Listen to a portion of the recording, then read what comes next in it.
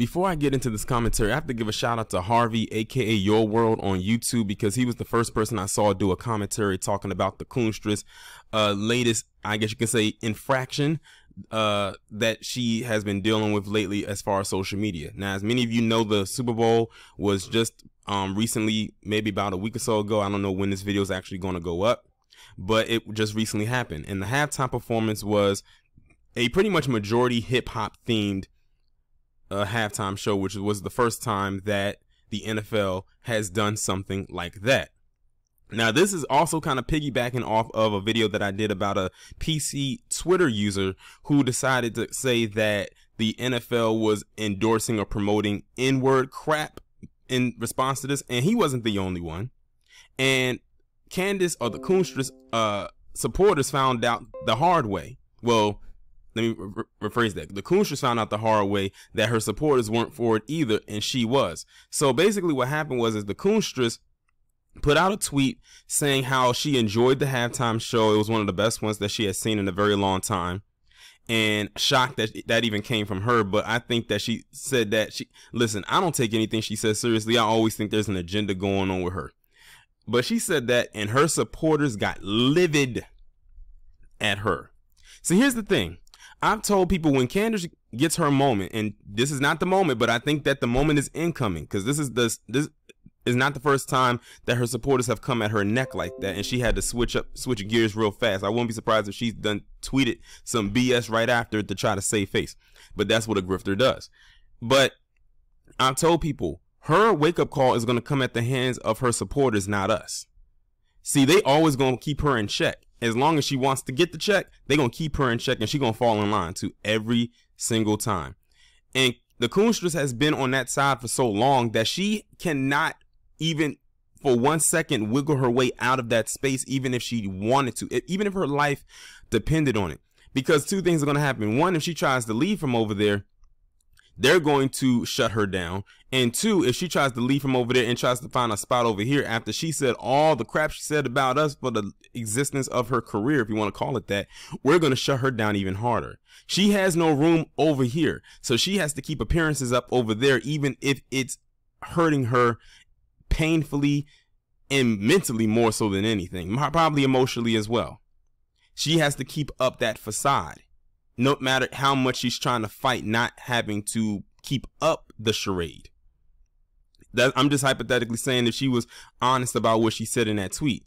But the thing is, like I said, she's tweeted crazy stuff before, but she said, you know what, let me go ahead and take the risk and actually say that I like this Super Bowl performance, especially since we know a lot of PC of a certain age, especially, did not like it, and we know why they didn't. So I'm going to go ahead and read this article that's coming from Newsweek, and the title reads, Candace Owens loved excellent Super Bowl show, her fans not so much. Conservative commentator Candace Owens was one of the many people who praised that halftime show during the Super Bowl, but she soon found herself facing backlash from her fans who disagreed with the assessment. For the first time, the big game focused on rap and hip-hop music for its halftime show. The concert included performances from a list of prominent rappers and R&B artists, including Snoop Dogg, Dr. Dre, 50 Cent, Mary J. Blige, Kendrick Lamar, and Eminem. Following the game, social media was abuzz with people praising the show, with many calling it one of the best in Super Bowl history. A number of people, such as Los Angeles Lakers star LeBron James, noted that the nearly all-black performance at a game which occurred during Black History Month. Among the names expressing admiration for the show was Owens. The commentator, who currently works for conservative outlet The Daily Wire, tweeted after the show, "This is an excellent Super Bowl halftime performance, undeniable hip-hop and R&B excellence." However, following the tweet, a number of Owens fans confronted her on her praise for the halftime show, which her fans appeared to think was contrary to type, the often controversial conservative pundit. "It was one of the worst halftime shows," one user angrily replied to Owens' tweet. "Worst ever, and like usual, the NFL has to push the diversity crap. Maybe a rock musician and a hip-hop artist, each one doing a performance, then let the crowd decide who gets the biggest cheer." And trust and believe, there was a lot, like I said, this was an ongoing theme. There was a lot of people who felt this way all the way through. There's a lot of tweets. I'm not going to read all of them because there's too many of them, but you're just getting a taste of how they felt about this. Like I said, she caters to a certain crowd, and she knows that. They know that. They're not going to like the same things that we as black people, for the most part, will consume. They cannot bring themselves to like it, because in her position, to like something that is within the black culture, specifically black American culture, is to insult them, discard them, even for a split second. This is how you know how much they have a hold on her. She couldn't even tweet about how much she liked the halftime show and the performances and who was there without them getting outraged. And the thing is, she won't allow herself to leave that plantation either. Hell, she might have the scissors in her hands to cut the puppet strings, but she's just gonna just sit there and continue to be a puppet, and while holding those same scissors, or put them back in her pocket. Like I said, she's in too deep, and she's stuck. But like I said, she's burned her bridges with us. The only part of the bridge she has left is the half that's on their side. For her to try to come back over here, not that she's been over here anyway, would mean she would leap off of the half that's not burnt and just fall into those shark infested waters and just be obliterated. That's it. She's stuck. This woman is stuck. And the outrage that her fans and her supporters gave her shows her that, because she can't come back over here. She can't, let me rephrase that. She can't come over here because she was never over here to begin with. A number of similar sentiments from what appeared to be right-leaning Twitter pages were seen in the replies to Owens' tweet. However, in addition to conservative backlash, Owens also faced criticism for what some alleged was a hypocritical stance.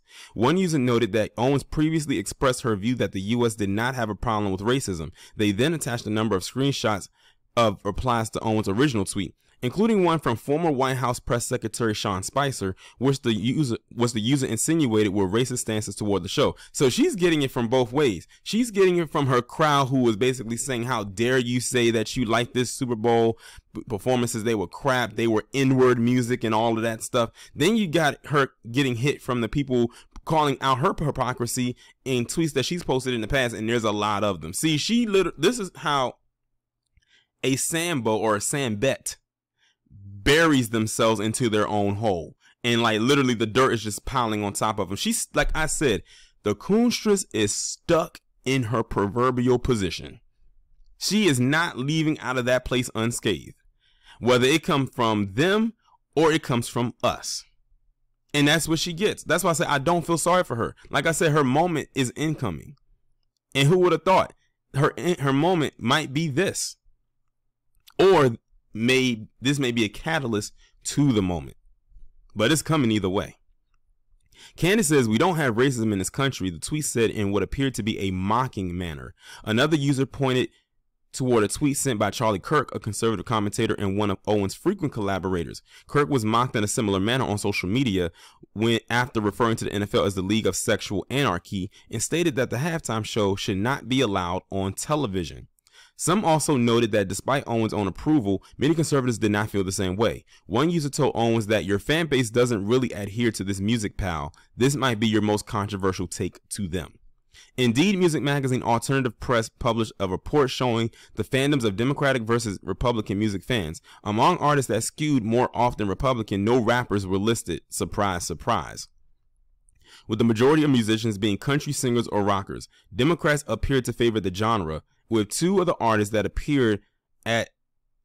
performed at the halftime show, Mary J. Blige and Eminem, skewing left.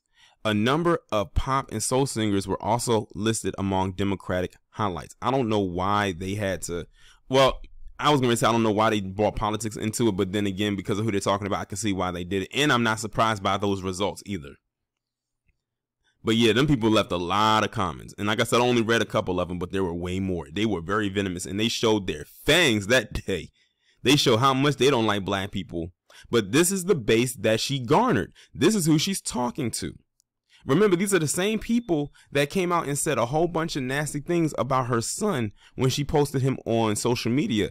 And that was well over a year ago. That baby is walking and has teeth now. And she has not posted a picture of that child since. Most people like to show the progression and growth of their children through the years on social media, not her. And it's not because she doesn't want to, she's trying to protect her child. It's because they ran her own child off of social media, because they call her everything under the sun but a child of God. Because how dare you post a picture of your biracial child on social media and think that we're going to stand for that? But like I said, this is the audience that she's garnered. The same people that she loves the, tap dance for and love when they give her praise whenever she's talking about black people specifically are the same people that hate her for whenever she says something in seemingly support of black. Well, when she tweets something in support of black or anything related to blackness that will affect us, because she has a way of, manipulating and skewing a tweet. But anything that relates to like how she supported or said that she liked this halftime show or anything related to her child, they don't want it. They hated it. They call her everything in the book that they could when she posted her child, and she has not posted a picture of her child since then. But these are the people that she capes for. That's why I do not feel bad for her. She's dug a hole for herself. She has thrown herself into a corner, and this is what she gets. Like Harvey says on his channel, this is her karma. But like I said, this is not the moment. But don't worry, the moment is coming. It's on the horizon. Because like I told you, when her moment comes in, I can't just do a pre-recorded video about that. This has got to be a live stream. And all will be invited to attend. It's going to be like one big party. But let this be a lesson or a litmus test to all those out there that grift as hard as she does, if not harder. The same thing can happen to you. This is a warning. She just took a warning shot. A couple of them, honestly, but this is a warning shot too. That if you even dare tiptoe over the line, they're going to remind you of who you are and then allow you to get yourself together before you can come back over that line that you tiptoed over. I couldn't live like that. It's like being a prisoner. But, oh well. Y'all let me know what y'all think about this down in the comments. Like, share, subscribe if you're new. Make sure you go and hit that bell so you can be notified every time I upload a new video or go live. What did I tell you? I called it. I said in the first part of this video that in order for Candace to get back in the good graces of her fans, she was going to put some outlandish stuff out there about a black person, no matter who it was. And she did exactly that. I'm not going to even waste my time even reading this article because I know it's a bunch of BS. And look at the date, February 14, 2022. The Super Bowl was on the day before. And she immediately put this out here because she knew she had to say something in order to have her fans come back and agree with her. And she already knows how people feel about LeBron James, PC especially.